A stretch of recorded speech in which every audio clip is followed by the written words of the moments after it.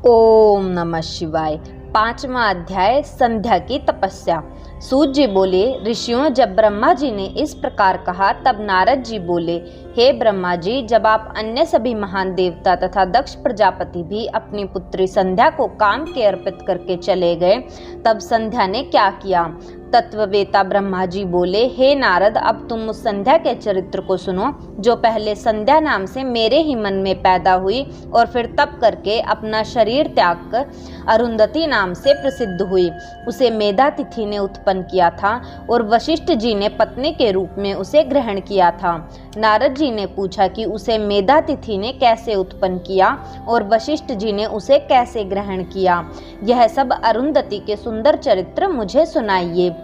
ब्रह्मा जी ने कहा, जब मैं काम को शाप दे अंतर्ध्यान हो गया और शिव जी भी चले गए, तब आमर्ष को प्राप्त होकर मेरी पुत्री ने सोचा कि भला मुझसे बढ़कर पापिन और कौन है, जिसे देखकर पिता और भ्राता भी काम की इच्छा करते हों। अतः मैं स्वयं ही इस पाप का प्रायश्चित करूंगी।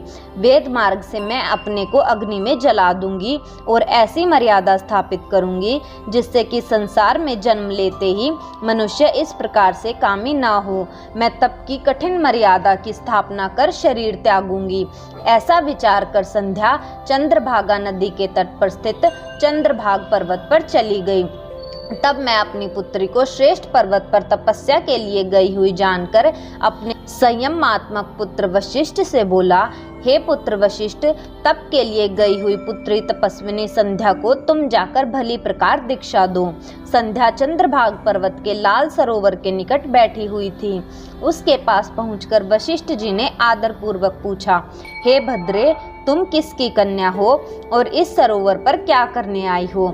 यदि वह छिपाने योग्य ना हो तो मैं सुनना चाहता हूँ। वशिष्ठ जी को देखकर संध्या ने प्रणाम किया और कहा कि मैं इस निर्जन पर्वत पर तप करने आई हूँ। यदि आप योग्य समझें तो मुझे उपदेश करें। वशिष्ठ जी ने फिर कुछ नहीं पूछा, क्योंकि वे सब कुछ जानते थे। तब संध्या से वशिष्ठ जी ने भक्त वत्सल शिव जी का स्मरण कर कहा, अच्छा, तो तुम अब परम आराध्य शिव जी को धारण कर उन्हीं का भजन करो। इससे तुम्हारे सभी मनोरथ की पूर्ति होगी। ओम नमः शंकराय। ओम अंत में लगाकर मौन होकर तप करो और मैं जैसा कहता हूँ उसके अनुसार मौन होकर ही स्नान तथा शिव जी का पूजन करो।